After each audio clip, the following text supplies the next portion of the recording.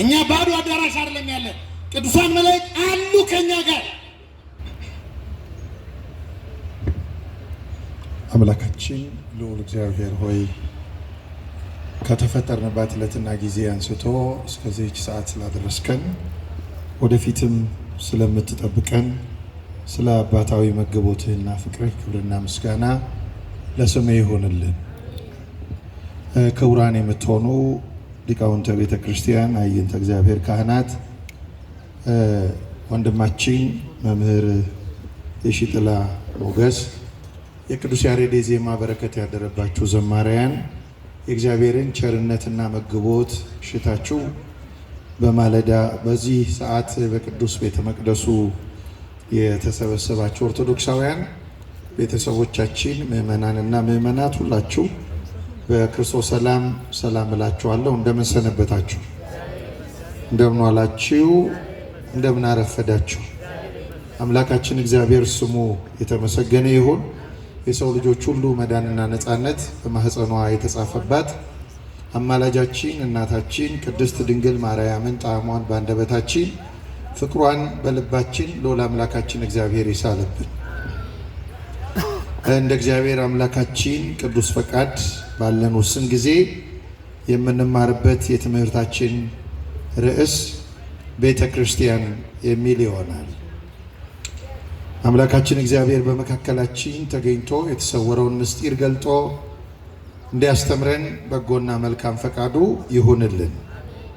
በዚህ ርዕስ ውስጥ ቤተ ክርስቲያን በጣም ሰፊ ጉዳዮች የሚነሱበት ነው ርዕሱ።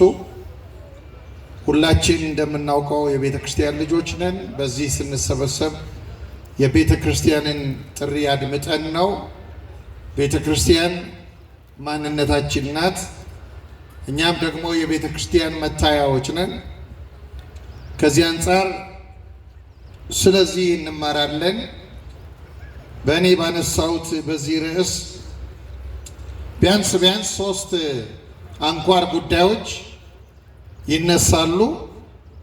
አንደኛው ቤተ ክርስቲያን ማን ናት የሚለውን እናያለን፣ ስለ ቤተ ክርስቲያን ማንነት። ሁለተኛው ደግሞ ይህች ማንነቷን የተረዳናት ቤተ ክርስቲያን መገለጫዋ ምንድን ነው? የራሷ መታወቂያ አላት። ማንም ሰው ዝም ብሎ ተነስቶ ቤተ ክርስቲያን እንዲህ ናት ብሎ የሚበይናት ሳይሆን ከክርስቶስ የተቀበለችው የራሷ መለያ ምልክት አላት ቤተ ክርስቲያን። ልክ እኛ የማንነታችን መገለጫ የሚሆን መታወቂያ እንዳለን ሁሉ ቤተ ክርስቲያንም መታወቂያ አላት። ከዚህ አንጻር መገለጫዋ ምንድን ነው? ሁለተኛው ነው። ሶስተኛው በዚህ ዓለም ላይ ቤተ ክርስቲያን የምትሰራው ምንድን ነው? ለምንድን ነው እግዚአብሔር በዚህ ዓለም ላይ የዘረጋት? ስራዋ ምንድን ነው? የሚሉትን እነዚህ 3 አንኳር ጉዳዮች ይታያሉ። ዛሬ 3ቱንም ማየት አንችልም። እኛ እንደው እንደ ሀሳብ እንድትይዙት ነው። በሌላ ጊዜ እድሉ ከተገኘ የምንመለከተው ይሆናል። ዛሬ ግን አንዱን ብቻ ሰፋ አድርገን እናያለን። ቤተ ክርስቲያን ማናት የሚለው።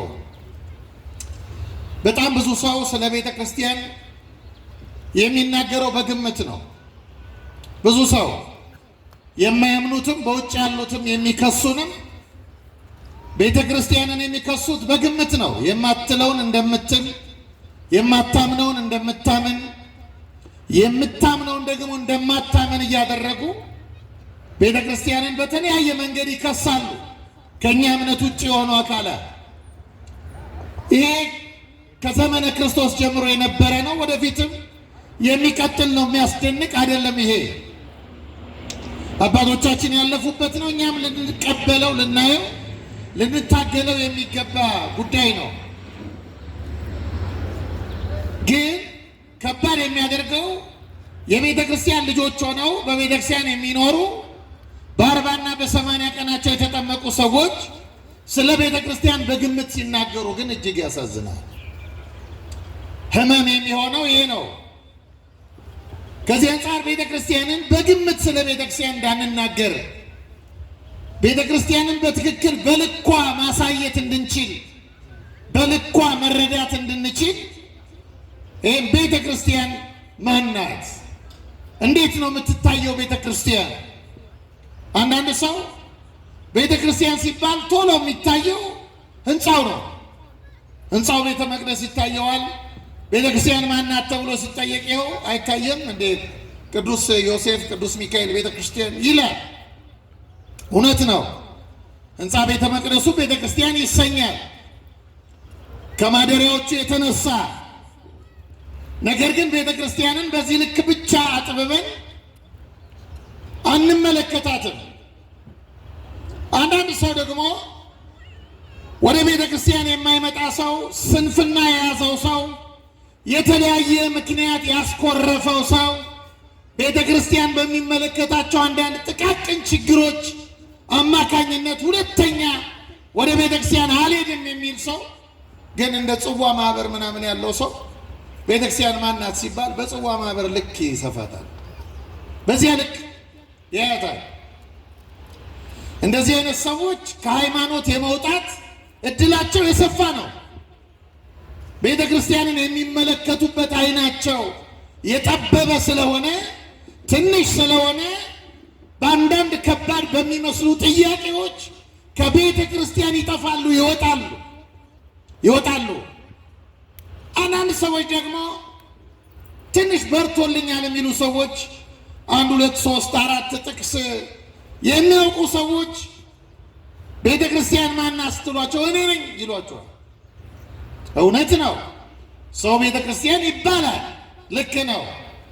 በክርስቶስ አምኖ በ40 እና በ80 ቀኑ ተጠምቆ ክርስቶስን ከለበሰ ቤተ ክርስቲያን ይሰኛል። ግን ቤተ ክርስቲያን በአንድ ግለሰብም ልክ የምትሰፋ አይደለችም። ከዚህ አንጻር ቤተ ክርስቲያን ማናት? እንዴት ነው የምንተረጉማት? መጻሕፍት ስለ ቤተ ክርስቲያን ምንድነው የሚነግሩን? አባቶቻችን ምንድነው ያስተማሩን? እነዚህን ነው በጥቂቱ የምናየው። አንድ አባት ምን ይላል መሰላችሁ? ቤተ ክርስቲያንን የማያውቅ ሰው ከብዙ ሴቶች መካከል እናቱን መለየት እንደማይችል ሕፃን ነው። ሕፃን ልጅ የፈለገ ቢሆን እናቱን ከሴቶች መካከል መለየት አይቸግረው። ቤተ ክርስቲያንንም የማያውቅ አማኝ ልክ እንደዚህ ያለ ነው። የማይረዳት አማኝ፣ በትክክል የማያውቃት አማኝ ለምን በግምት ለሚናገሩ ሰዎች ተላልፎ ይሰጣል፣ የግለሰቦች መጫወቻ ይሆናል። ከዚህ አንጻር ቤተ ክርስቲያን ማናት? ቤተ ክርስቲያን እንዴት ነው የምትታየው? አንድ ሊቅ እንዲህ ይለናል። ቤተ ክርስቲያን ማናት ካልከኝ እግዚአብሔር ያውልህ ይላል። እግዚአብሔር የት ነው ካልከኝ ቤተ ክርስቲያን ያችሁትልህ ይላል። ተመልከቱ፣ አሁን እግዚአብሔር የት ነው ያለው? የት ነው እግዚአብሔር? እንዴት ነው እግዚአብሔር የሚገለጠው? እንዴት ነው የሚታየው? አስታውሳለሁ ባለፈው ጊዜ እግዚአብሔርን ስለማወቅ ተምረናል። እግዚአብሔር የሌለበት የለም። ነቢየ እግዚአብሔር ቅዱስ ዳዊት አይቴ አሐውር መንፈስከ ወአይቴ ጎይም ቅድመ ገጽከ እመኒ አረኩ ውስተ ሰማየኒ አንተ ወእመኒ ወረድኩ ውስተ ቀላየኒ ሀለውከ። ከመንፈስህ ወዴት እሄዳለሁ? እንደ ንስር ወደ ላይ በወጣ አንተ በዚያ አለ፣ ወደ ጥልቁም ወደ መቀመቃት በወርድ አንተ አለ። እግዚአብሔር የሌለበት ከሌለ ቤተ ክርስቲያን የሌለችበት የለም። አሁን የምናያት እሷን ቤተ ክርስቲያን ነው። በአንድ ጠባብ ስፍራ የማትለካዋን ቤተ ክርስቲያን። ይህች ቤተ ክርስቲያን ማናት ካልን የመጀመሪያው መልሳችን የክርስቶስ አካል ናት። የማን አካል አልኳችሁ? ሁላችሁ በደንብ ነገሩኝ። የማን አካል? የክርስቶስ አካል። አምላክ ሰው የሆነው ቤተ ክርስቲያንን አካሉ ለማድረግ ነው በስጋ የተገለጠው፣ ወደዚህ ዓለም የመጣው ቤተ ክርስቲያንን በልዩ ተዋህዶ ገንዘቡ ለማድረግ ነው እግዚአብሔር የተገለጠው፣ በእኛ ባህር የመጣው። ስለዚህ ቤተ ክርስቲያን የክርስቶስ አካል ናት። አካለ ክርስቶስ ትባላለች። ለዚህ ነው ቤተ ክርስቲያን መታደስ አያስፈልጋትም፣ ቤተ ክርስቲያን መሻሻል አያስፈልጋትም የምትለው ራሷን ስትገልጥ የክርስቶስ አካል ስለሆነች ነው። አካሉ እርጅና አይገጥመውም። ስለዚህ ቤተ ክርስቲያንም አታረጅም። አሁን ምዕራባውያኑ ይከሱናል በብዙ ነገር። አንደኛው ኦርቶዶክሳዊት ቤተ ክርስቲያን ስታክ አድርጋለች፣ ቆማለች ይላሉ። አዲስ ነገር ይሄ ፖስት ሞደሬት ጄኔሬሽን የአዲሱን ዘመን አዲሱን ዓለም አዲሱን አስተሳሰብ አዲሱን ርዕዮተ ዓለም ይቀበላል እና ቤተ ክርስቲያን ይህን ለመቀበል የተዘጋጀች አይደለችም ይላል። አዎ ስታክ አድርጋለች ቤተክርስቲያን። በምን ብትሉኝ ክርስቶስ በነገራት እውነት ላይ ሌላ ሊያሻሽለው የሚችል የክርስቶስን እውነት አዲስ ሊመጣ የሚችል ምንም የለም፣ ምንም። ለዚህ ነው ሐዋርያው ቅዱስ ጳውሎስ ምን አለ? እንዲህ አለ በዕብራውያን መልእክቱ ምዕራፍ 1 ላይ እግዚአብሔር በብዙ አይነትና ጎዳና ለአባቶቻችን በነቢያት ተናግሮ አለ። የዘመኑ ፍጻሜ በደረሰ ጊዜ ግን ሁሉን ወራሽ ባደረገው በአንድ ልጁ በዚህ ዘመን መጨረሻ ተናገረን አለ። በቃ ክርስቶስ ለቤተክርስቲያን ያልሰጠው የጎደለ አዲስ ነገር የለም። ሌላ የሚሰጣት ቤተክርስቲያን ሙሉ ናት ማለት ነው። ስለዚህ ነው አዎ ስታክ አድርገናል። ማን ላይ? ክርስቶስ ላይ። ከሱ በተሻለ አፕግሬድ ሊያደርግ የሚችል አዲስ አንድ ጥበበኛን አንድ ፈላስፋን የሚያስንቅ የሚያስረጅ አዲስ ፈላስፋ አዲስ ጥበበኛ ይገኛል። ክርስቶስን ግን ክርስቲያኖች ከክርስቶስ የተሻለ ምን ሊመጣ ይችላል? ነገሩኝ እንጂ ምንም። ስለዚህ ቤተክርስቲያን ምንድን ናት ስንል የክርስቶስ አካል ክርስቶስ። ሐዋርያው ቅዱስ ጳውሎስ ለቆላሲስ ምዕመናን በጻፈው መልእክቱ ወደ ቆላሲስ ሰዎች ምዕራፍ 1 ቁጥር 18 ላይ እንዲህ ይላል ስለ ክርስቶስ ሲናገር እርሱ ከሁሉ በፊት ነው አለና ሁሉ በእርሱ ተጋጥሟል፣ ከሆነውም አንዳች ያለ እርሱ የሆነ የለም አለና እርሱም አለ የአካሉ ማለት የቤተ ክርስቲያን ራስ ነው። እስቲ ይህንን ቃል ከኔ ጋር በሉ። እርሱም በሉ እስቲ። የአካሉ ማለት የቤተ ክርስቲያን ራስ ነው። ማን? ክርስቶስ። ቤተ ክርስቲያን ምን ናት? አካሉ ናት። አያችሁ? ስለዚህ ተመልከቱ፣ ራስና አካል ናቸው ክርስቶስና ቤተ ክርስቲያን። የቤተ ክርስቲያንን የክርስቶስ አካል ናት ስንል ምን ማለታችን ነው? አሁን ቤተ ክርስቲያን የሚለውን ቃል የማይጠቀም የለም። ቤተ ክርስቲያን የሚለውን ቃል አንድ ጎረምሳ ዝም ብሎ አዳራሽ ቀልሶ ቤተ ክርስቲያን የሚለውን ሊጽፍ ይችላል። ፊደሉን ሊጠቀም ይችላል።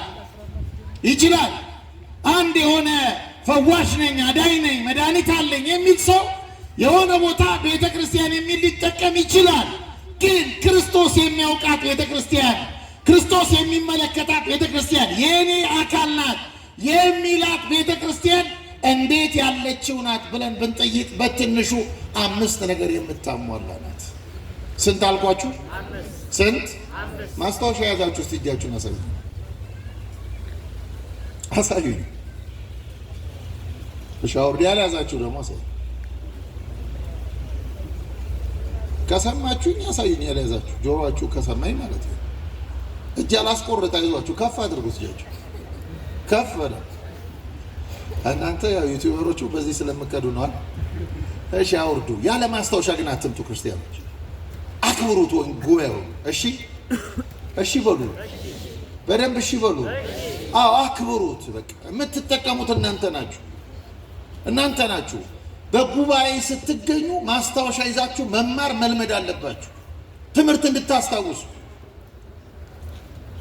በደንብ ማስታወስ እንድችል ለመሰላችሁ። ባለፈውም ጊዜ ነግሬያችሁ ሊሆን ይችላል። አሁን በጣም የተቸገርነው ኦርቶዶክሳዊት ቤተክርስቲያን ትምህርት እየተማርን ግን ሁልጊዜ ጠያቂዎች ነን። ስንወጣ ጠያቂዎች ነን እና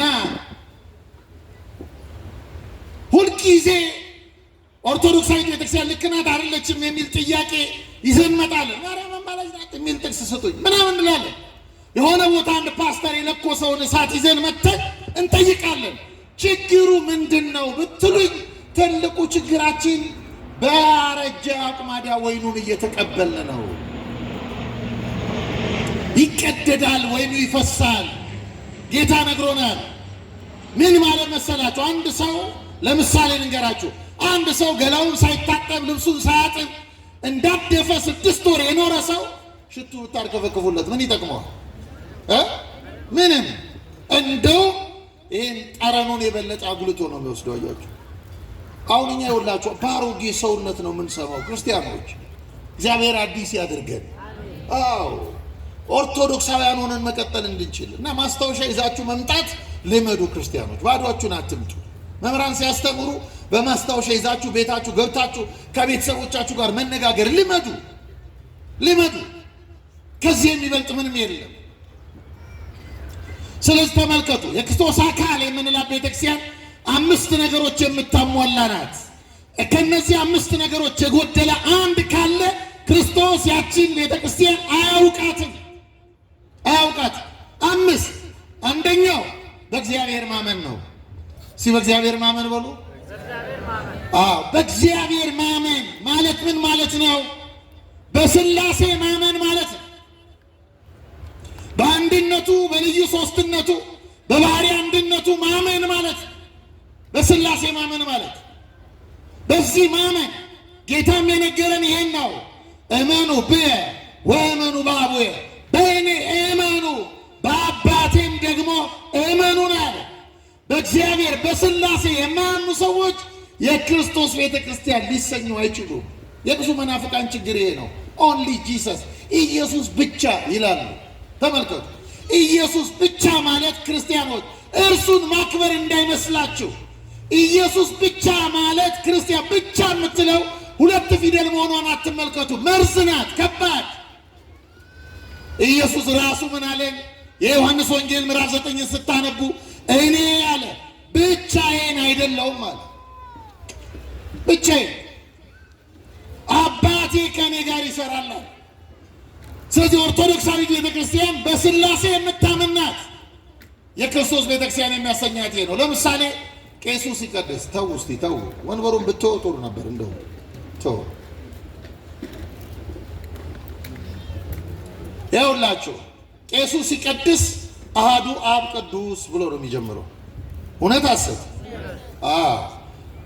ዛሬ አሃዱ አብ ቅዱስ ብሎ ቄሱ ቀድሶ የነገው መምሬ ገሌ እኔ ደግሞ ዛሬ በኢየሱስ ስም ልጀምር ማለት አይችልም። በስላሴ ስም በአብ በወልድ በመንፈስ ቅዱስ ስም። አያችሁ፣ አሁን ብዙ ሴቶችን ይገርሙኛል። ወንዶቹም አሁን እየጀማመራቸው ነው፣ ግን ድሮ ባለኝ ጥናት ሴቶች ላይ ነው የሚበዛው። ኦርቶዶክሳውያን ሆነው በኢየሱስ ስም ይላሉ። በጣም የሚገርመኝን ነገር ግን ልንገራችሁ። የባላቸውን ባህሪ የማያውቁ ሴቶች ኢየሱስ የሚገባቸው ይመስላችኋል? ቤት ያለ ባሏን የማታውቅ ሴት ክርስቲያኑ፣ እኛ ቀላዋጮች አይደለንም። አብ ወልድ መንፈስ ቅዱስ 3 ስም። አብ እንደተባለ ነው ለዘላለም የሚኖረው። አብ ወልድ አይባልም። ግብሩን የሚያሳይለት ስም ነው። ኩነቱን የሚያሳይለት ስም ነው። ወልድም ወልድ እንደተባለ ይኖራል። አብ ተብሎ አይጠራም። መንፈስ ቅዱስ ተብሎ አይጠራም። መንፈስ ቅዱስም ልክ እንደዚያው። ስለዚህ ቤተ ክርስቲያን በኢየሱስ ስም ማለት የማትልበት ዋና ምክንያት እነዚህን 3 ስም አንድ መለኮት አንድ እግዚአብሔር ሁልጊዜ እየጠራች የምትኖር ስለሆነች ነው። ኢየሱስ ስላልገባት አይደለም ወዳጄ፣ አይደለም። በሌላ ጊዜ በነገረ ስላሴ ትምህርት የምትማሩት ነው። ስለዚህ ተመልከቱ፣ በስላሴ ማመን፣ በእርሱ ማመን የመጀመሪያው ነው። ጌታ የነገረን ይሄን ነው። ያቀረበንም ወደ አባቱ ነው። ከአባቱ ጋር ህብረት እንድናደርግ ነው ያዘዘን። ህብረት አለን ከማን ጋር? ከስላሴ ጋር። በአውደ ምሕረታችን ጸሎት ስንከፍት ስንጀምር የአውደ ምሕረት ጸሎት ቄሱ ሲያደርግ በኢየሱስ ስም ብሎ አይጀምርም። በአብ በወልድ በመንፈስ ቅዱስ ስም። ይሄ ስም የጸና ስም ነው። ይሄ ስም የቤተ ክርስቲያን መሰረት ነው። ይህን የሚያውቁት ሰዎች ግን ነገር ሃይማኖት በትክክል የገባቸው ሰዎች ናቸው። ይገለብጡባቸዋል። ስትወጡ ግልብጥ ያደርጉባቸዋል። አሁን እዚህ እየተቀረጸ ነው። በኢየሱስ ስም አትል የምትለውን ፒክ ያደርጉና ይወስዱና ቀላዋጮች ስለሆኑ ወስደው ቤተ ክርስቲያን ኢየሱስ አታውቅም ብለው ይከሱናል። ወዳጆቼ አንድ ነገር ልንገራችሁ። ክርስቶስን ከራስ ጸጉሩ እስከ እግር ጥፍሩ የምታከብር ቤተክርስቲያን ብትኖር የኛ ቤተክርስቲያን ናት። ስሙ የተመሰገነ ይሁን። ሳትቀላቅል ክርስቲያኖች በደዝ ነው ያስቀመጠችው ትምህርቷን ቤተክርስቲያን። ስለዚህ ተመልከቱ፣ በስላሴ ማመን ስላሴ መሰረት ነው። አሁን እዚህ ጋር የተቀመጣችሁ እዚህ ጋር ያላችሁ እህቶቼ ይሄ ቤተ መቅደስ የሚታያችሁ መሰረቱ ነው ጉልላቱ? እዚህ እንደተቀመጣችሁ ምኑ ነው የሚታያችሁ? መሰረቱ። ሩቅ ላለው ሰው ደግሞ ጉልላቱ ነው መሰረቱ ነው የሚታየው? ጉልላቱ። ቤተክርስቲያን ይቺ ናት። መሰረቱ ነገረ ስላሴ ነው፣ ጉልላቱ ሚስጥረ ስጋዌ ነው። ሩቅ ያሉትን ቅዱስ ጳውሎስ ለአሕዛብ እንደሰበከ በክርስቶስ ስም ክርስቶስን ሰብካ ቤዛነቱን መድኃኒትነቱን ሰብካ ታመጣለች። መሰረቱ ጋር ካደረሰችን በኋላ ስላሴን ታሳየናለች ቤተክርስቲያን። ስላሴ እዚያ ጋር መድረስ ነው። የቤተክርስቲያን ልጅ መሆን ማለት እዚያ ጋር መድረስ ነው፣ ነገረ ስላሴ። ስለዚህ በእግዚአብሔር ማመን ማለት ምን ማለት ነው? በስላሴ ማመን። በስላሴ ማመን እንዴ! ድሮ እኮ እናቶቻችን ራሱ ጎበዞች ነበሩ። ታውቃላችሁ፣ እናቶቻችን ስላሴን ከቤታቸው ማጣት አይፈልጉም። ስሙን ማጣት፣ ምልክቱን ማጣት አይፈልጉም። አሁን ዘመን እያደገ መጥቶ ነው እንጂ ጉልቻ እንኳን ለምጣዳቸው ሲያስቀምጡ 3 ነው የሚያደርጉት። 4 ማድረግ ነውር ሆኖ አይደለም። በጉልቻቸው ሳይቀር ሕሊናቸው ውስጥ ስላሴ እንዲመጣ ይፈልጋሉ። አያችሁ፣ እንዲህ እንዳይጠፋ። ስለዚህ በእግዚአብሔር ማመን፣ በስላሴ ማመን። እኛ ኦንሊ ጂሰስ አይደለንም፣ የስላሴ አማኞች ነን። በወንጌልም እንደምናነበው በመጀመሪያ ቃል ነበር፣ ቃልም በእግዚአብሔር ዘንድ ነበር፣ ያም ቃል እግዚአብሔር ነበረ ነው የሚለን። ያ ቃል በእግዚአብሔር ዘንድ ነበረ፣ ያም ቃል እግዚአብሔር ነበረ። ያ ቃል ሥጋ ሆነ። በማን? በእግዚአብሔር ዘንድ በእግዚአብሔር አብ ዘንድ በአካላዊ ቃልነቱ የነበረ ወልድ በሥጋ ተገለጠ፣ በኩነተ ሥጋ። ስለዚህ ስላሴ በስላሴ ማመን የክርስቶስ ቤተክርስቲያን የምትሰኘው በስላሴ በማመኗ ነው። ለዚህ ነው ጌታም በወንጌል ምን አለ? ደቀ መዛሙርቱን ሲልካቸው የማቴዎስ ወንጌል ምዕራፍ 28 ስታነቡ ቁጥር 19 እንግዲህ ሂዱና አሕዛብን ሁሉ በአብ በወልድ በመንፈስ ቅዱስ ስም እያጠመቃችኋቸው ደቀ መዛሙርት ያድርጓቸው። የክርስቶስ ደቀ መዝሙር ለመሆን በስላሴ ማመን ያስፈልጋል ማለት ነው። በስላሴ። ስለዚህ ቤተክርስቲያን መዳን በኢየሱስ እንደሆነ ታምናለች። ግን መዳን በኢየሱስ ብቻ አትልም። ለምን? ቅዱስ ጳውሎስ ራሱ ምን አለን? እግዚአብሔር በክርስቶስ ሆኖ ዓለሙን ከራሱ ጋር ያስታርቅ ነበርና። በስላሴ ዘንድ ያለ ማዳን አይከፈልም፣ አንድ ነው። ማዳን የእግዚአብሔር ነው ተብሎ ተጽፏል። ማዳን። ስለዚህ የመጀመሪያው ነው በእግዚአብሔር ማመን፣ በስላሴ ማመን። ሁለተኛው ቤተክርስቲያንን የክርስቶስ አካል የሚያሰኛት በክርስቶስ ቤዛነት መዳን። እስቲ በሉት ይህን ቃል በክርስቶስ በሉ እስቲ። ቤዛነት መዳን፣ በክርስቶስ ቤዛነት መዳን። ይሄ ደግሞ ቤዛነትን ደግሞ የምንናገረው ለክርስቶስ ብቻ ነው። አብ ሥጋ አልለበሰም፣ አብ አልተሰቀለም፣ መንፈስ ቅዱስ አልተሰቀለም። ማን ተሰቀለልን? ወልድ በኩነተ ሥጋ ቤዛ ኢየሱስ መድኃኔዓለም ተብሎ እነዚህ ስሞች ስመ ሥጋዌ ናቸው። ቤተ ክርስቲያን የታጠበችው የነጻችው የከበረችው በክርስቶስ ደም ነው። የቤተ ክርስቲያን ጌጧ ሰንደቋ መስቀለ ክርስቶስ ነው። ምልክቷ እሱ ነው። የቤተ ክርስቲያን ሌሎች እንደሚከሷት አይደለችም። ቤተ ክርስቲያን ባንዲራዋ መስቀል ነው። ዓለም የሚያውቃት በዚህ ነው። ፖለቲከኞቹም እንደሚከሷት አይደለችም። ቤተ ክርስቲያን በክርስቶስ ቤዛነት መዳን ምን ማለት ነው? አዳም ካመጣው በደል፣ አዳም ካመጣው ዕዳ ፍዳ፣ አዳም ተመልከቱ፣ ነፃ ፈቃድ ያለው ፍጡር ነበረ። የእግዚአብሔር መልክ ነበረ አዳም። ነገር ግን አዳም በለስን በልቶ በገነት ያለውን እግዚአብሔር ለፍቅር ምልክትነት ያኖረውን ቃል ኪዳን አፍርሶ አዳም ወደቀ። አዳም ከወደቀ በኋላ በራሱ አቅም መነሳት አልቻለም። አዳም ብቻ አይደለም፣ ከአዳም በኋላ ብዙ የብሉይ ኪዳን ቅዱሳን አሉ። አዳምን ሊያድኑት አልቻሉ። አዳም በፍጡር የሚድን አይደለም። በብሉይ ኪዳን ዘመን ሞትን መግደል የቻሉ የሉም፣ አልተገኙም። ሙታንን ማንሳት የቻሉ ነበሩ። መጽሐፍ ቅዱስ ስታነቡ ኤልሳ ሁለተኛ ነገሥት ምዕራፍ 13ን ተመልከቱ። ኤልሳ ሞተ ተቀበረ ይልና መጽሐፍ አንድ ቀን እስራኤል ሰው ሞቶባቸው አስከሬን ተሸክመው ሲመጡ ድንገት ጠላቶቻቸው ከሶሪያ መጡ እና ይህንን ጠላቶቻቸውን ሲመለከቱ ደንግጠው አስከሬኑን ሳይቀብሩት ጥለውት ሄዱ እና መጽሐፍ ቅዱስን ስታነቡት ምን ይላል? ሁለተኛ ነገሥት ምዕራፍ 21 ቁጥር 13 ነው። እንዲህ ይላል፣ አስከሬኑ ድንገት የወደቀው የኤልሳ መቃብር ላይ ነበር። አስከሬኑ የኤልሳን መቃብር በነካ ጊዜ ተነስቶ ቆመ ይላል ሰውዬው። የኤልሳ መቃብር ሙት አንስቷል። የሞተ ሰው ማንሳት ችሏል። ኤልሳ ራሱ ግን ለምን ተይዟል? ለሞትና ለመቃብር ተይዟል። መቃብርን ባዶ ማድረግ የሚችል አዳምን ከቀደመ ከወደቀበት ማንሳት የሚችል እንደገና ወደ አፈርነት የተለወጠውን አዳም በመልኩ ዳግመኛ መስራት የሚችል እግዚአብሔር ስለሆነ እግዚአብሔር ኢየሱስ ተብሎ በምድር ተገለጠ። በክርስቶስ ቤዛነት መዳን፣ በሱ ቤዛነት መዳንን ከቅዱሳን ትምህርት ጋር አንቀላቀልም። እየሰማችሁ ነው ምእመናን? ከዚህ መዳን ጋር የሚተካከል ምንም ትምህርት የለም። ቤተክርስቲያን ቀላቅላም አታውቅም። ቅድም እንደነገርኳችሁ ነው። እኛ በግምት ስለምንኖር የሚቀላቀልብን እኛንን ዝም ብለን የምልጃ ትምህርት ቤተክርስቲያን ከዚህ ከቤዛነት ከመዳን ጋር አትቀላቅልም። የተለየ ትምህርት ነው። በክርስቶስ ቤዛነት መዳን በቃ የወደቀ የሰው ልጅ የተነሳው ዳግመኛ በክርስቶስ ነው።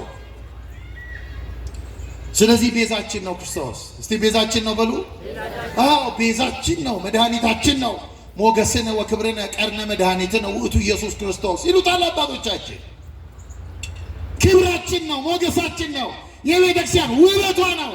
ያለ ክርስቶስ መስዋዕትነት፣ ያለ ክርስቶስ መድኃኒትነት፣ ያለ ክርስቶስ ሕይወትነት ሕይወት የሌላት ቤተክርስቲያን የለችም፣ አትኖርም። ስለዚህ ሁለተኛው በክርስቶስ ቤዛነት መዳን፣ ሶስተኛው በጥምቀት ዳግመኛ መወለድ። እስቲ በሉ በጥምቀት በሉ እስቲ ዳግመኛ መወለድ። የክርስቶስ አካል የሚያሰኘው ይሄ ነው። በጥምቀት ጥምቀት የክርስቶስን አካል መልበስ ነው። አሁን እየቀረ መጥቶ እንደው በገንዳ ይደረጋል እንጂ በጥንቷ ቤተክርስቲያን ጥምቀት የሚከናወነው ክርስቲያኖች ሕፃኑ እንዲህ በማፍሰስ አይደለም፣ ንክር አድርገው ነው ወደ ውስጥ የሚያወጡት አባቶቻችን 3 ጊዜ። ይሄ ምስጢር ነው። አንደኛ ያ ሕፃን ሲነከር አሮጌውን የአዳም ሰውነት ያሳያል። ይነከራል፣ ወደ ውስጥ ከሞቱና ከትንሣኤው ጋር ይተባበራል። 3 ጊዜ ነክረው ሲያወጡት የክርስቶስን አካል ለብሶ ይወጣል ማለት ነው። አካሉን ለብሶ ይወጣል። በጥምቀት እንደምታዩት ውሃ ውስጥ ንክር ያለ ሰው ዋና የዋኛችሁ ሰዎች ታውቃላችሁ። ውሃ ውስጥ ገብተን ማየት አንችልም። እንችላለን? ውስጥ ሆነን አንችልም። ስንወጣ ነው የምናየው። ያ ውሃ ውስጥ ገብቶ አያይም። ያ በአዳም ዘመን የነበረውን ጨለማ ያሳየናል። ስንወጣ አይናችን ይገለጣል። በክርስቶስ የተገኘው ብርሃን እናውቃለን። በጥምቀት የክርስቶስ አካል መወለድ። ጥምቀት ዝም ብሎ ተራ ስርዓት አይደለም። የክርስቶስ አካል የምንሆንበት ነው። ወደ እሱ የምንጠራበት፣ ለእርሱ የምንወለድበት ነው። ለእርሱ ጥምቀት ምጥ ነው። ቤተ ክርስቲያን ታምጣለች። ታውቃላችሁ? ልክ እናት ልጅ ለመውለድ እንደምታምጥ ሴት ልጅ ቤተ ክርስቲያን ምጧ ጥምቀት ነው። ክርስቶስን አባት የምታደርግበት መንገድ ነው። እርሷ ለልጁ እናት የምትሆንበት መንገድ ነው። ለዚህ ነው ጌታችን ሰው ዳግመኛ ከውሃና ከመንፈስ ቅዱስ ካልተወለደ በቀር የእግዚአብሔርን መንግስት አያይም ማለት። የእግዚአብሔር መንግስት የተባለች ቤተ ክርስቲያን ናት። መንግስቱ ወደ ቤተ ክርስቲያን እርሷን ወደ ማየት ወደ መረዳት የሚመጣው በምንድን ነው?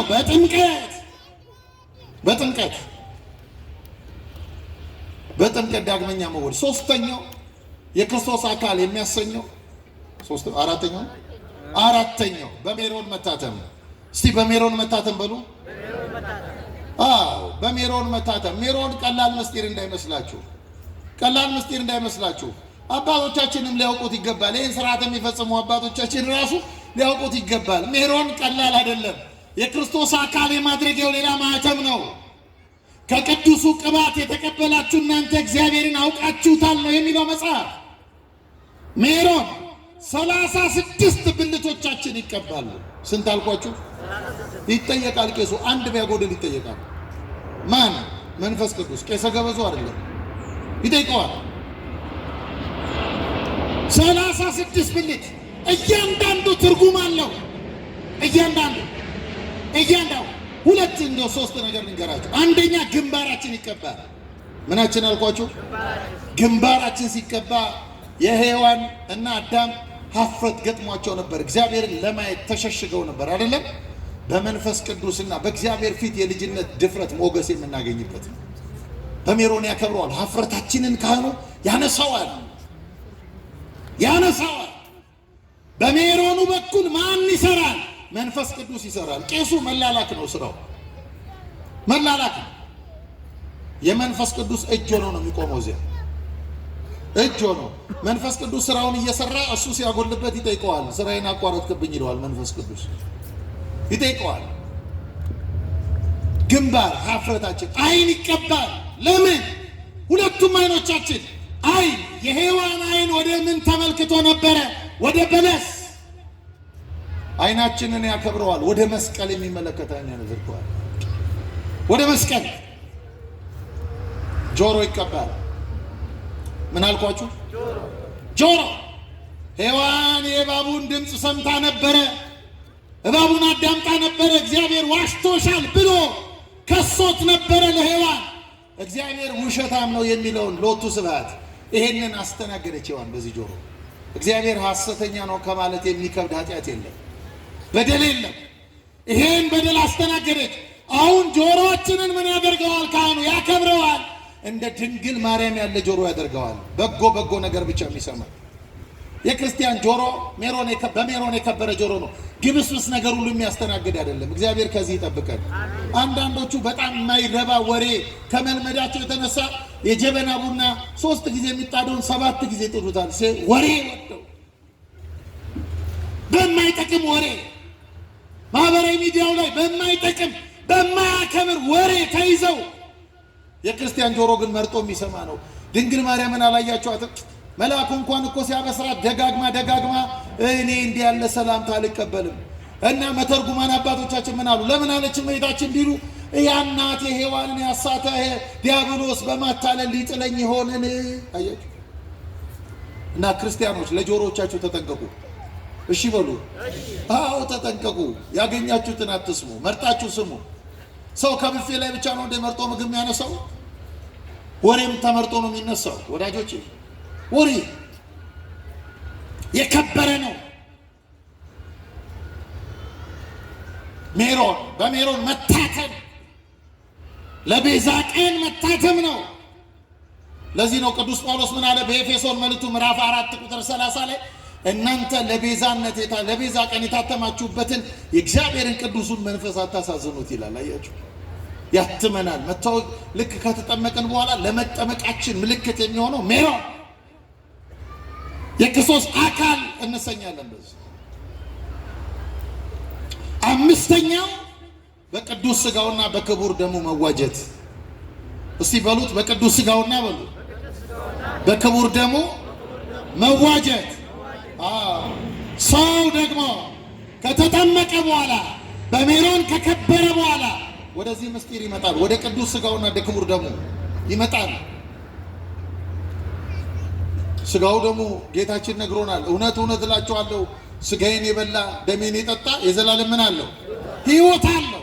እንዲህ ብቻ አይደለም፣ እኔ በእናንተ እኖራለሁ እናንተም በእኔ ትኖራላችሁ አለ። አሁን በቁርባን ጊዜ ድርገት ይሉታል አባቶቻችን። ድርገት ማለት አንድ መሆን ማለት ነው። ከማን ጋር ነው አንድ የምንሆነው? ከክርስቶስ ጋር አንድ። እነዚህን 5 ነገሮች ማሟላት የክርስቶስ አካል ያሰኛል። አሁን የጠራናቸው 5 ነገሮች እኛ ቤተክርስቲያን አሉ የሉም? ነገሩኝ እንጂ አሉ። በምልክት ነው እንደምትማሩት እዚህ ሰፈር አሉ የሉም? አሉ አይደል? 5ቱም አሉ አይደል? በቃ ሌላ ቦታ መሄድ አያስፈልግም፣ መቀላወጥ አያስፈልግም። አለቀ። ክርስቶስ የሚያውቃት ይቺን ቤተክርስቲያን መንገድ ላይ በጮኸ ጎረምሳው በጮኸ ቁጥር ወዳጄ ዝም ብለህ ተሸፍት። አሁን እስቲ አባቶቻችሁ ካህናት እቤት መጥተው ንስሐ አባቶቻችሁ እቤት መጥተው ጠበል ይረጫሉ አይረጩ? ይረጫሉ አይደል? እናንተ ውሃ ታቀርባላችሁ፣ እነሱ ጸሎት ማየ ጸሎት አድርሰው ምናምን ውዳሴ ማርያም ደግሞ ጠበል ይረጫሉ። ቤት መጥተው ክርስትና አንስተው ያውቃሉ? ለምን?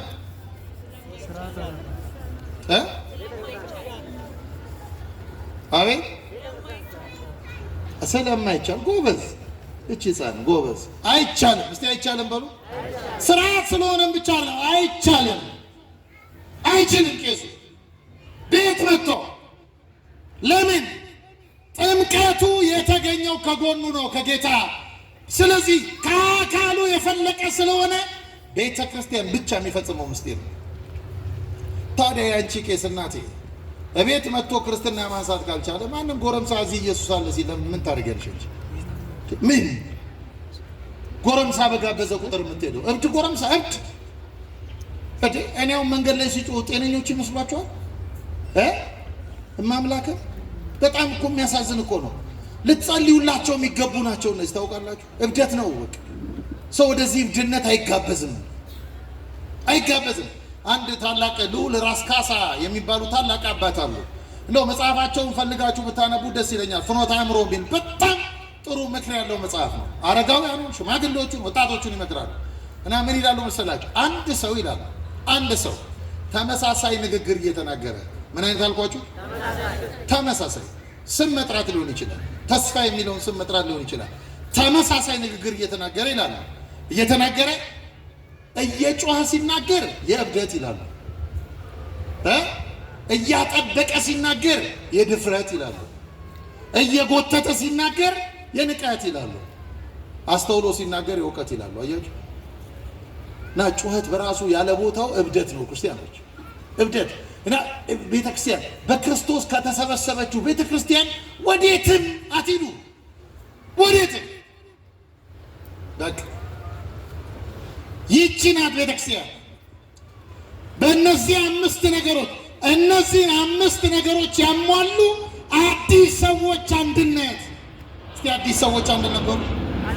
አዲስ የታደሱ በክርስቶስ አዲስ እርጅና የማያገኛቸው አዲስ። ሐዋርያው ቅዱስ ጳውሎስ ምን ይላል? በዚህ በአንደኛ ቆሮንቶስ መልእክቱ ምዕራፍ 5 ቁጥር 12 ላይ እንዲህ አለ፣ በውጪ ባሉ ሰዎች ላይ መፍረድ ምን አግዶኝ አለ። ምን አግዶኝ ማለት ምን አግብቶኝ ማለቱ ነው አለና በውስጥ ባሉ ሰዎች እናንተ አትፈርዱ ምን ብሎ በውጪ ባሉ ሰዎች እግዚአብሔር ፈርዶባቸዋል። ማን ፈርዶባቸዋል? ከምን ውጪ? በውጪ ያለው ከነዚህ አምስት ነገሮች ውጪ ባሉ ተፈርዶባቸዋል። እግዚአብሔር አካል አይደሉም። ለምሳሌ እቺ ጣት ትታያቸዋለች ትታያለች። ምን እያረኳት ነው? በጣም ጥሩ። እቺ ጣት ተቆርጣ ብቻዋን እዛ ብትሆን ትንቀሳቀሳለች? ለምን? ከምን ስለተቆረጠች? ህይወት ራስ ህይወት ከሚሰጠው ራስ ካለው አካል ስትቆረጥ ምንድነው? በድን። ከቤተ ክርስቲያንም የተቆረጠ ሰው እንደዚህ ነው። እግዚአብሔር ከመቆረጥ ይጠብቀን። የሞተ አካል ነው። ለዚህ ነው መጽሐፍ ምን ይላል? ቅምጥሊቱ ግን በህይወት እያለች እሷ የሞተች ናት ይላል። የሞተች ከዚህ አካል እንዳንቆረጥ የት? ከክርስቶስ አካል ከቤተ ክርስቲያን። በምንም ሊርበን ይችላል፣ ሊጠማን ይችላል፣ ተስፋ ልንቆርጥ እንችላለን፣ ልንታመም እንችላለን፣ ብዙ ሊገጥመን ይችላል። በእነዚህ ነገሮች ተታለን ክርስቲያኖች ከዚህች አካል እንዳንቆረጥ ወደዚህ ቅዱስ ህብረት ተጠርተናል። አንድ ታላቅ የቤተክርስቲያን አባት ቅዱስ ቆጵርያኖስ ይባላል። እስቲ ቅዱስ ቆጵርያኖስ በሉ። አይዟችሁ ቅዱስ ቆጵርያኖስ በሉ። ይህ አባት ምን ይላል መሰላችሁ? ቤተ ክርስቲያን እናቱ ያልሆነች ይላል እግዚአብሔር ፈጽሞ አባቱ ሊሆን አይችልም። ለዚህ ነው በዚህ በፕሮቴስታንቱ ዓለም አባታችን ሆይ ብለው ቆሞ ሲጸልዩ ሰምታችሁ ታውቃላችሁ? አይጸልዩ። ይወሰዳል የጸጋ እግዚአብሔርን አባታችን የምንለው ቤተክርስቲያን እናታችን ስንል ነው። አያችሁ እናታችን በዚህ ጸሎት የመጽናት ጉልበት የሚኖረን ቤተክርስቲያን እናታችን ስትሆን ነው። እናት ስትሆን ነው። እዚህ ውስጥ ነው ያለ ነው። እዚህ አካል ውስጥ ነው ያለ ነው። ከዚህ ውጪ ይሄው አባት ደግሞ ይላል ከቤተ ክርስቲያን ውጪ መዳን የለም ይላል። የለም ጸጋ ሁሉ የሚሰጠው በቤተ ክርስቲያን ነው። በነገራችን ላይ ቤተ ክርስቲያን ከቅዱሳን ትበልጣለች። እየሰማችሁ ነው? ከማን አልኳችሁ? ከቅዱሳን። ቤተ ክርስቲያን ከቅዱስ ዮሴፍ ትበልጣለች። ከፍጡራን መካከል ቤተ ክርስቲያንን የምትተካከላት እመቤታችን ብቻ ናት። ብቻ ቅዱሳን ራሳቸው ቤተ ክርስቲያን ነው። እዚቹ ቤተ ክርስቲያን ተጠምቀው፣ እዚቹ ቤተ ክርስቲያን ቆርበው፣ በዚቹ ቤተ ክርስቲያን የተጋድሎ መንገድ አሸንፈው በዚቹ ቤተ ክርስቲያን አክሊል ይቀበላሉ። ጸጋቸውን የሚቀበሉት በዚቹ ቤተ ክርስቲያን ቤቷ የክርስቶስ አካል በሆነችው አካለ ክርስቶስ። ስለዚህ ቤተክርስቲያን ማናት ስንል የክርስቶስ አካል። ሁለተኛው ቤተክርስቲያን ማናት ስንል የሰዎችና የመላእክት አንድነት። የሰዎችና የመላእክት አንድነት በሉ። የሰዎችና የመላእክት አንድነት። መላእክት ቤተሰቦቻችን ናቸው። መላእክት በሰው ልጆች መዳን ሕይወት ውስጥ ነበሩ። በስርዓቱ ላይ ነበሩ። ጌታ በጾመ ጊዜ በገዳመ ቆሮንቶስ ነበሩ። በመስቀል ላይ በተሰቀለ ጊዜ ነበሩ። ጌታችን በትንሣኤው ጊዜ ነበሩ። የቤተ ክርስቲያን ቤተሰቦች ናቸው። ቅዱሳን መላእክት ቤተሰቦች ናቸው። አንድ ቅዱስ ያዕቆብ ከወንድሙ ከኤሳው ጋር ተጣልቶ በብኩርና ምክንያት ወንድሙን ሸሽቶ 20 ዓመት አጎቱ ላባ ቤት ተቀምጧል። ከ20 ዓመት በኋላ ሲመለስ ቤተሰቦቹ በስተው ነበረ። ሊያ የምትባላለች፣ ራሔል የምትባላለች እህታማሞች ናቸው። ከነሱ የወለዳቸው አሉ፣ ከሰራተኞቻቸው የተወለዱ አሉ። መንገድ ላይ እየመጣ ምን ፈራ ያዕቆብ፣ ምናልባት ወንድሜ ኤሳው የዛሬ 20 ዓመት ብኩርናውን ስለወሰድኩኝ ቂም ልቡ ቋጥሮ መንገድ ላይ እንዳያጠፋኝ ለሁለት ልክፈላቸው አለና አንዱን ዘር ቢያጠፋብኝ በአንዱ ስጠራ እኖራለሁ ብሎ ስሙን ለመትከል በየዋህነት ያዕቆብ ለሁለት ከፈላቸው። በተለያዩ አቅጣጫ እንዲጓዙ ልክ እንደከፈላቸው አይኑን ገለጠለት እግዚአብሔር እና ብዙ መላእክት ተመለከተ። ብቻውን አለመሆኑን አየ። እየሰማችሁ ነው አይደለም? ብዙ መላእክት ሲመለከት ያንን ቦታ መሃናይም ብሎ ጠራው። መሃናይም ማለት ሁለት ክፍል ሰራዊት ማለት ነው። ቤተክርስቲያን ማለት እሷ ናት። እኛ ባዶ አዳራሽ አይደለም ያለን። ቅዱሳን መላእክት አሉ፣ ከኛ ጋር አሉ። ከክርስቶስ አምላካችን ጋር እንደነበሩ እንደሚኖሩ ከኛ ከክርስቲያኖች ጋር እነዚህ ቅዱሳን መላእክት አሉ። ቤተሰቦቻችን ናቸው። ቤተሰቦቻችን ናቸው። እሱ ባዶ አዳራሽ ጥሎልን አይደለም። ስሙ የተመሰገነ ይሁን። የሚያገለግሉትን መላእክት አካሉን የሰጠን አምላክ የሚያገለግሉን መላእክት ሰጠን። እግዚአብሔር ሰጠን።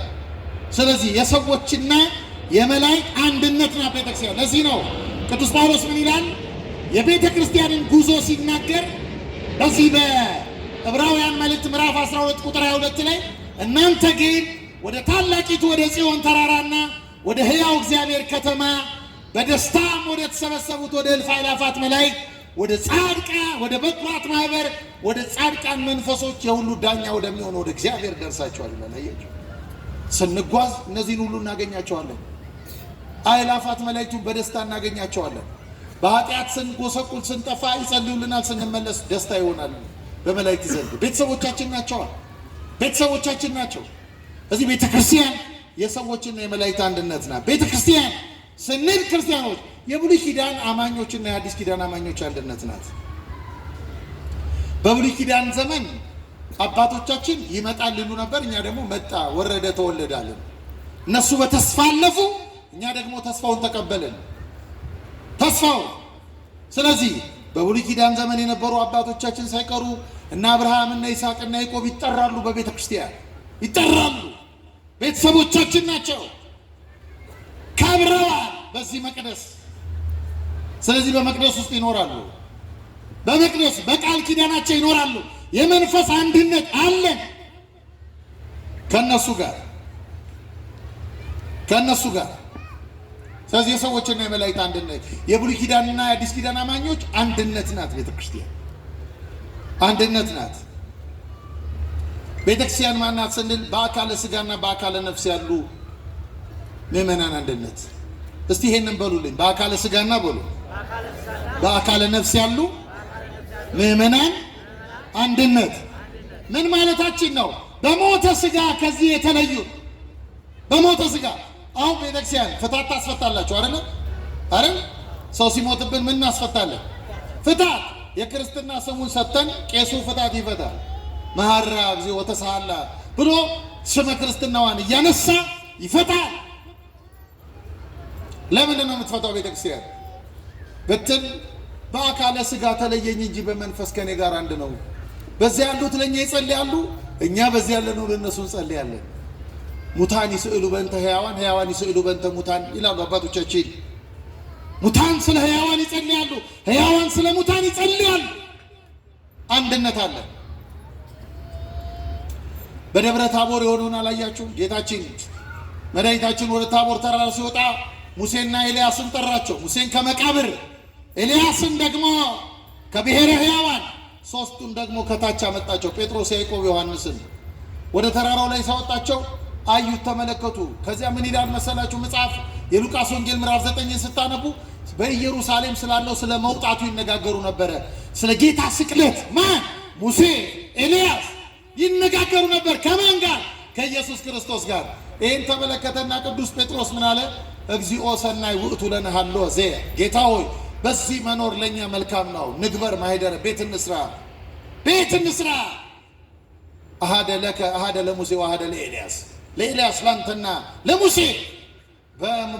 በቅዱስ ጴጥሮስ ልብ ውስጥ ቤት የተሰራለት ኤልያስ ከእኛ ልብ እንዴት ይወጣል? ክርስቲያኖች፣ ከቅዱስ ጴጥሮስ የበለጠ ክርስቶስን የተረዳ ማን አለ ወዳጅ? በልብ ውስጥ እኮ ድንኳን ተከለለት ለኤልያስ፣ በልብ ውስጥ እኮ መቅደስ ተከለለት ለሙሴ። ወዳጅ ቤተ ክርስቲያን እሷ ናት። የመንፈስ አንድነት አለን። ስለ ምልጃ በምሳሌ ልንገራችሁ። ለምሳሌ እዚህ ይሄ ጣቴን በዚህ ጣት ልንገራችሁ። እቺ ጣት አንዳንዴ ስትቆስል፣ ጫፍ ላይ ስትቆስል ሌላው ሰውነታችን ይሰማናል አይሰማንም? ለምን ነው የሚሰማን? ምን ስለሆነች ነው? አካል ስለሆነች በሴሎቻችን አማካኝነት ሌላው ሰውነታችን ይሰማናል። ጥስጣሴው ጤነኛው አካባቢ። ስለዚህ ምን እናደርጋለን? መድኃኒት ሕክምና ስናደርግ መድኃኒት ስንወስድ በዚች መድኃኒቱን በአፋችን እንወስዳለን። ከዛ ከመድኃኒቱ በኋላ ሴሎቻችን ይረባረባሉ ያቺ ቁስል እንድትድን። ለምንድን ነው የሚረባረቡት? ያቺ ቁስል እንድትድን፣ እረፍት እንዲያገኙ ነው እነሱ። ቅዱሳንም እንደዚህ ናቸው። ከእኛ ጋር አንድ አካል ናቸው። እስቲ አንድ አካል ናቸው በሉ። እኛን ልክ እንደዚህ ጣት ብታስቡ በኃጢአተኛ ስንቆስል ጤነኞቹ እነሱ እረፍት ይነሳቸዋል። ስለዚህ ቶሎ እንድናገግም ምን ያደርጋሉ? ርብርብ ያደርጋሉ። በክርስቶስ ራስነት ርብርብ አለን፣ አንድነት። ሁለት ነገሮች ጨምሬላችሁ ለአብቃ ትምህርቴ። ሁለት ቤተክርስቲያን ማናት ስንል ድል አድራጊዋ ቤተክርስቲያንና በተጋድሎ ላይ ያለችው ቤተክርስቲያን ሲበሉ፣ ድል አድራጊዋ ቤተክርስቲያን በሉ እስቲ። በተጋድሎ ላይ ያለችው ቤተክርስቲያን። ድል አድራጊዋ ቤተክርስቲያን የምትባለው የቷ መሰላችሁ? የሲኦል ደጆች አይችሏትም የተባለችው ናት። አንዳንድ ሰው ጅል ነው፣ ለጥ ብሎ ተኝቶ ቤተክርስቲያን ምን የሲኦል ደጆች አይችሏትም ተብሏል። ትሸነፋለህ ወዳጅ፣ ካልሰራህ ትሸነፋለህ። የተሸነፉ ብዙ ናቸው፣ ብዙ። ሊቢያን ብትመለከቱ የዛሬ 12 ዓመት አካባቢ ወንድሞቻችን ክርስቲያኖች በመሆናቸው በሰይፍ የተቀሉባት ሊቢያ እኮ ትልቅ ሀገር ነበር። ታውቃላችሁ? እነ ቅዱስ ፖሊካርፕን የመሰሉ ሰማዕታት የተወለዱባት ናት ሊቢያ። የቅዱስ ማርቆስ ወንጌላዊ ሀገሩ ናት ሊቢያ። አባቶቻችን የቅዱሳት መጻሕፍት ቀኖና ጉባኤ የሰሩባት ሀገር ነበረች ሊቢያ። ተሸነፈች። ካልተሰራ እንሸነፋለን። በተለየ መንገድ ከስንፍና ጋር እግዚአብሔር አይተባበርም። ድል ያደረገችው የቷ ናት? ሰይፉ በዘንባባ ዝንጣፊ የተቀየረላት፣ መከራው በነጭ ልብስ የተተካላት። በራዕየ ዮሐንስ ምዕራፍ 7 ቁጥር 14 ላይ መልአኩ ቅዱስ ዮሐንስን አሳየው እነሱን በሰማይ እና ዮሐንስ ወንጌላዊ ተመለከተ። ልክ ሲያይ መልአኩ ጠየቀው፣ እነዚህን ታውቃቸዋለህ ብሎ ጠየቀው። ከወዴትስ መጡ አለው። ዮሐንስ ሲመልስ ምን አለ? ጌታው ያላውቅም አለ። መልአኩ እንዲህ አለ፣ እነዚህ ከታላቁ መከራ የመጡ ናቸው። ልብሳቸውን አጥበው በበጉ ደም አነጹ። ከእንግዲህ በኋላ እንባ የለባቸውም፣ ትኩሳት የለባቸውም፣ መከራ የለባቸውም። ከእንግዲህ በኋላ በሰማይ በጉ ከእነሱ ጋር ያድራል አለ። እነርሱም እሱን ያመልኩታል። አሸንፈው ሄደዋል። በተጋድሎ ላይ ያለችው እኛ ነን። እስቲ እኛ ነን በሉ። አዎ እንዳንሸነፍ ቅዱስ ጳውሎስ ነግሮናል። የእግዚአብሔርን ዕቃ ጦር አንሱ አለ። ውጊያችን አለ ከስጋና ከደም ጋር አይደለም አለ፣ ከክፉ መንፈሳውያን ሰራዊት ጋር ነው አለ። ይወጋል ሰይጣን እና የተኛነውን እኛን ክርስቲያኖች አይተውንም። እንዳንሸነፍ፣ በእምነት እንዳትሸነፉ፣ በመንፈሳዊነት እንዳትሸነፉ፣ በኦርቶዶክሳዊነት እንዳትሸነፉ። አለመሸነፍ የዚህ ትውልድ አደራ ነው፣ የእግዚአብሔር አደራ ነው። በዚህ ዘመን ያለችው ቤተ ክርስቲያን እኛ ላይ ነው የወደቀችው። እንዳንሸነፍ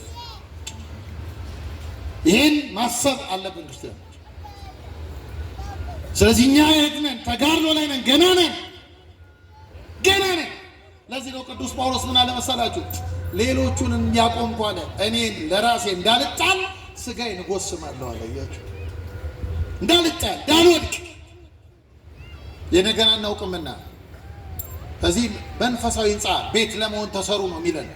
ክርስቶስ መሰረቱን ጥሎታል። እኛ ደግሞ እየተሰራን ነው የምንወጣው። እየተሰራን በእግዚአብሔር ቃል፣ በወንጌል፣ በምስጢራት ሱታፌ ራሳችንን እየሰራን በዚህ ሕያዊት በሆነችው በክርስቶስ አካል ቤተ ክርስቲያን ውስጥ ለመኖር የመጨረሻው ቤተ ክርስቲያን ማናት ስንል የምትታየውና የማትታየው ቤተ ክርስቲያን ሲበሉ የምትታየውና በሉ የማትታየው ቤተ ክርስቲያን ቸርች ቪዚብል ቸርች ምንላታ የምትታያለች፣ ኢንቪዚብል ቸርች የማትታያለች። በቤተ ክርስቲያን ሕይወት ክርስቲያኖች የቤተ ክርስቲያን ማንነት የሚታየው ከ100% 20 ብቻ ነው። ስንት አልኳችሁ? ስንት? 20። 80% አይታይም።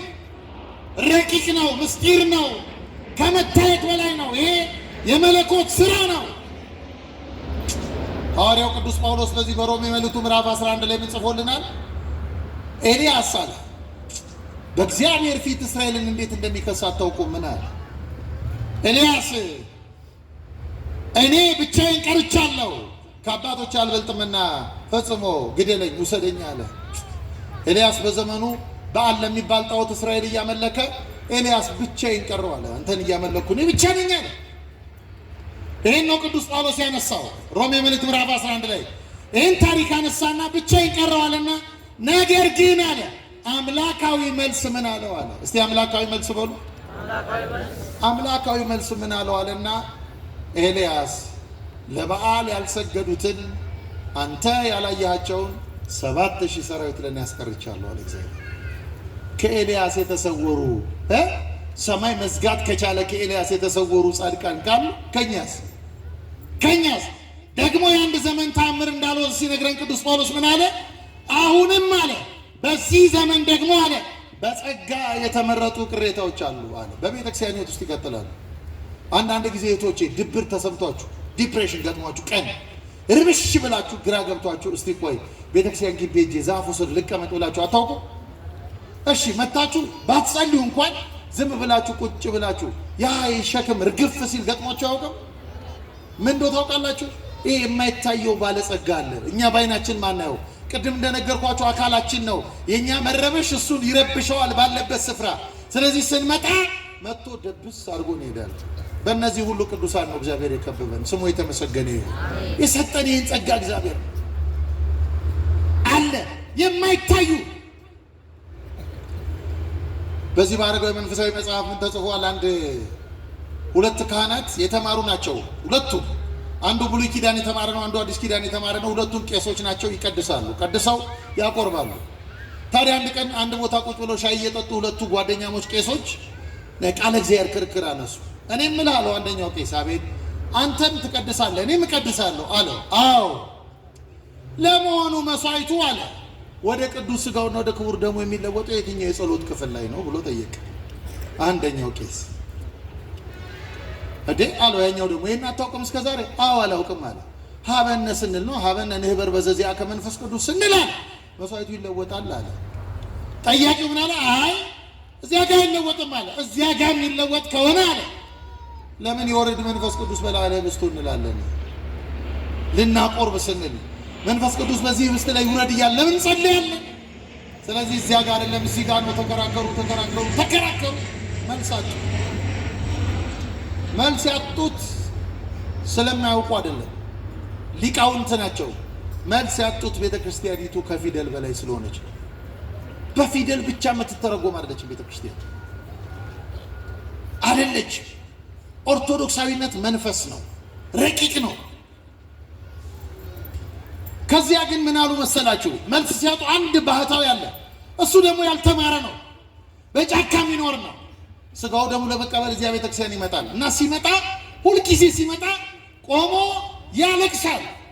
እነዚህ አባቶች ያውታል። ለምንድን ነው የሚያለቅሰው? ይሄ ባህታዊ እኛ ያልደረስንበት እሱ የገባው ነገር አለ ማለት ነው ብለው ሄደን እንጠይቀው ብለው በአቱ ድረስ ሄዱ። በአቱ ድረስ ሄዱና ጠሩት። መጣ። አባቶቼ ምን ተቸግራችሁ መጣችሁ? ጥያቄ እንድትመልስልን መተናል። እኔ ያልተማርኩኝ ደግሞ ጨዋከን ለእናንተ ለአባቶቼ የምመልሰው ኬት አመጣለሁ አለ። ኬት አመጣል? አይ እኛ አንድ ነገር ተቸግረናል። እኔና ወንድሜ ጸሎት ስንጸልይ ስንቀድስ መስዋዕቱ የቱ ጋር ወደ ስጋ አምላክ እንደሚለወጥ ተከራክረን መልስ አላገኘንም እና አንተ መልስ እንድሰጥ የቱ ጋር ነው የሚለወጠው? አንተ የታየ ነገር አለ አሉት እና ገዝተናል ንገረን አሉት። አለቀሰ። ስቅስቅ ብሎ እንዲህ ሲሉ አለቀሰና ምን አለ መሰላችሁ? አንተኛው ቄስ አለ ሀበነ ላይ ይለወጣል ያልከው ቄስ አለ አቤት አለ። አንተ ስትቀድስ ይገርማል አለ። ልክ ሀበነ ንህበር በዘዚያ ከመንፈስ ቅዱስ ስትል እጅ ላይ ክርስቶስን እንደታረደ ሕፃን አይዋለሁ አላያችሁ? እንደ ሕፃን ቢላውን የምታሳርፍበት ይመስለኛል አለ። ላስትለው ይህንን ሕፃን ብድግ ስላለ የሆነ ክንፍ እየገለከለ ያቆመኛል አለ። ስለዚህ ቆሜ ያለቅሳለሁ አለ። አንተኛው ደግሞ አለ የወርድ መንፈስ ቅዱስ የሚለው ጸሎት ላይ ይለወጣል ያልከው ቄስ ደግሞ አንተ ስትቀድስ ሀበነ ላይ ምንም አላይም አለ። ምንም እና እንዴት አላየውም ያንን ሕፃን እንዴት አላየውም እያልኩ አለ አንተ ስትጸልይ አብሬ ይከተላለሁ አለ ሕፃኑን ፍለጋ እና ሲል አንተ ደግሞ ልክ እስቀድስ አለ የወርድ መንፈስ ቅዱስ በላህ ለብስቱ ስትል ጻሕሉ ላይ ክርስቶስን እንደታረደ ነጭ በግ ሆኖ አየዋለሁ አለ። አያችሁ? አየዋለሁ። እዚች ቤተክርስቲያን ውስጥ ነው ያለነው ክርስቲያኖች፣ የትም አትሄዱ። አየዋለሁ አለና ሲመልስ ምን አለ መሰላችሁ? ስለዚህ አለ አንድ ነገር ገብቶኛል አለ። አንድ ነገር፣ አንዲት ሴት ምግብ ለማብሰል ቀዝቃዛ ውሃ እሳት ላይ ጥዳ እሳቱ ቀስ እያለ ውሃውን ቀዝቃዛውን ወደ ለብታ ከዚያ ቀስ እያለ ወደ ማፍላት እንደሚለውጠው የቅዳሴው ሙሉ ጸሎት መስዋዕቱን ይለውጠዋል። የሚለወጥበትን ሰዓት ግን መንፈስ ቅዱስ ብቻ ያውቃልና በእምነት አቀብሉ። አያችሁ? የሚቀድሰው ቄስ የማያት ቤተክርስቲያን ወዳጆች እና በሶስትና በአራት የጎረምሳ ጥቅሰኖችን ቤተክርስቲያን የምታዋት ወዳጅ እንዲህ ናት ቤተክርስቲያን። ርቀን እናያት፣ ርቀን በልባይን እናያት። አንድ ምሳሌ ነግራችሁ ላብቃ ትምህርቴ። ሁለት ሴቶች ናቸው፣ አይተዋወቁም። የሚኖሩት ኮንዶሚኒየም ቤት ነው፣ ማዶና ማዶ እና አራተኛ ፎቅ ላይ ነው የምትኖረው አንደኛው። እቺ አንደኛዋ ሴት ጧት ትነሳና አራተኛ ፎቅ ላይ ብድግ ብላ ከእንቅልፏ እንደተነሳች ስራ ሳትሰራ ፊቷን ሳትታጠብ ምናምን ሳትል መስኮት ትከፍትና በመስታወት ወደ ማዶ ትመለከታለች እየተንጠራራች እና ማዶ ያለችው ያቺ የማታውቃት ሴት ደግሞ ልብስ እያጠበች ስታሰጣ ብዙ ጊዜ ታያታለች። እና ነጩን ልብስ ስታየው ቆሻሻ ነው፣ ንጹህ አይደለም። አሁን እቺ ሴት ናት ትላለች። እቺ ሴት ናት አሁን ይሄ ልብስ ታጥባለሁ አጥባው ሞታለች ምናምን ትላለች። ባሏን ትጠራዋለች እንዲያደንቃት። አንዳንዴ ባሏን አያት እቺ ሴት አሁን ይሄ ልብስ ታጥቧል። ባልየው ይደነቃል ሲያየው ብዙ ጊዜ። አንድ ቀን ባል ቀድሞ ተነሳ፣ ሚስት ተኝታ ድንገት እንደሚስቱ ከፍቶ ሲመለከት አሁንም ሴትዮዋ እንደ አጋጣሚ ልብስ እያጠበች ነጩን ስታሰጣው ሲያየው ነጩ ቆሻሻ ይመስላል። እቺ እውነት ይቺ ሴት ግን የሚነግራት ጠፍቶ ነው ወይስ ከኛ አይነ ነው? ምንድነው ችግሩ ምናምን አለና ቆይ እስቲ መስኮቱን ከፍቼ ልመልከት ብሎ መስታወቱን ሲከፍተው መስታወቱ ለካ አዋራ ለብሶ ጥግብ ብሎ አዋራው ይራገፋል። ከፍቶት ሲመለከተው የሴትዮዋ ልብስ ንጹህ ነው። ምኑን ያቆሸሸው? መስታወቱ። ሚስቱን ሲያቀሰቅስ መስታወቱን ወልውሎ አጥቦ በጋዜጣ ጥርት አድርጎ ዘጋና ሲያየው ንጹህ ነው። ሚስቱን ጠራታው። ማጠቡን ሳይነግራት የሴትዮዋ ልብስ አይሽ አላት። ነጭ ነው እንዴ? ማን አስተማራት ዛሬ ይችን ሴት አለች። አይ ባለቤቴ ችግሩ ያለው እኛ ጋር ነው። እኔና አንቺ መስታወታችንን አጥበን ወልውለን አናውቅም እና በቆሸሸ መስታወት ነው እየተመለከትናት ያለ ነው እንጂ የሴትዮዋ ልብስ ሁልጊዜ ንጹህ ነው። መስታወቱን ሳጸዳው ነው ንጹህ ነው የታየሻል። አሁን እዚህ ፈረንሳይ ሀገር አካባቢ የሆነ ቀበጥ ገበሬዎች አሉ። ይገርማቸዋል። ያነበብኩት ነው። በጣም ቀበጦች ናቸው። ለፈረሶቻቸው ያው ነጮቹ ለእንስሳ በጣም ልዩ ቦታ ነው ያላቸው። ፈረሶቻቸውን አረንጓዴ ሳር ካልሆነ አይመግቧቸው እና አረንጓዴ ሳር ብቻ። ስለዚህ ፈረሱ የሚያውቀው ምግብ ምንድን ነው? አረንጓዴ ነው። ታዲያ ዝናብ ሲጠፋ አረንጓዴ ሳር ምናምን ሲያጡ ጭዱን ምናምን የደራረቀውን ፈረሱ ስላለመደ አይበላላቸው፣ እምቢ ይላቸዋል። ታዲያ ምን አይነት ጥበብ ይጠቀማሉ? ፈረሱ እንዳይሞትባቸው ብለው የፈረሱ አይን ላይ አረንጓዴ መነጽር ያደርጉለታል። ከዛ ጭዱን ያቀርቡታል። አረንጓዴ መነጽር ሲያደርግ ምን አይነት ሆኖ ነው የሚታየው? አረንጓዴ። ምን ልላችሁ መሰላችሁ? ይህች ቤተክርስቲያን በክርስቶስ ደም ከመሰረቷ እስከ ጉልላቷ የታጠበች ንጽሕት ናት። ችግሩ ምን መሰላችሁ? የሚመለከቱበት መነጽር ብዙዎቹ ቆሽሾባቸዋል። በጥላቻ መነጽር ነው የሚያዩት። ካድሬው በፖለቲካ መነጽር ነው የሚያዩት። መናፍቁ በኑፋቄ በቆሸሸ ልቡ ነው የሚመለከታት። እና የኛም ልብ ክርስቲያኖች ሳይቆሽሽብን፣ በኑፋቄ ሳይቆሽሽ ልባችን በጥርጣሬ ሳይቆሽሽብን በንጹህ ልባችን ንጽሕቷን ቤተክርስቲያን አይተን በውስጧ እውነተኛ የእርሷ አካልና ብልቶች ሆነን እንኑር። አንድ መጨረሻ ነገር ልንገራችሁ። ከቤተ ክርስቲያን የሚቀርሰው እየሰማችሁ ነው። ከየት የሚቀርሰው አልኳችሁ? ከቤተ ክርስቲያን የሚቀርሰው በመጥፋት ብቻ አይደለም የሚጠየቀው፣ የክርስቶስን አካል በማጉደል ነው የሚጠየቀው። እየሰማችሁ ነው። ምን በማጉደል? አካል። አንዲት ሴት ከቤተ ክርስቲያን ስትቀር እዚህ አካል ውስጥ የገባን የታነጽን ብሎኬቶች መሆናችንን ማሰብ አለብን። ክርስቶስ አካሉ ጎሎ ይታያል ስንጠፋ። አያችሁ፣ ይሄን አካል ነው የሰራ ነው በጥምቀት። ስለዚህ በቤተ ክርስቲያን እንኑር። ቤተ ክርስቲያናችንን በደንብ እንወቃት፣ እንረዳት። አምላካችን እግዚአብሔር የቤተ ክርስቲያንን ፍቅርና እውቀት በልባችን ያኖርብን። የሰማነውን በልባችን ይጻፍልን። እግዚአብሔር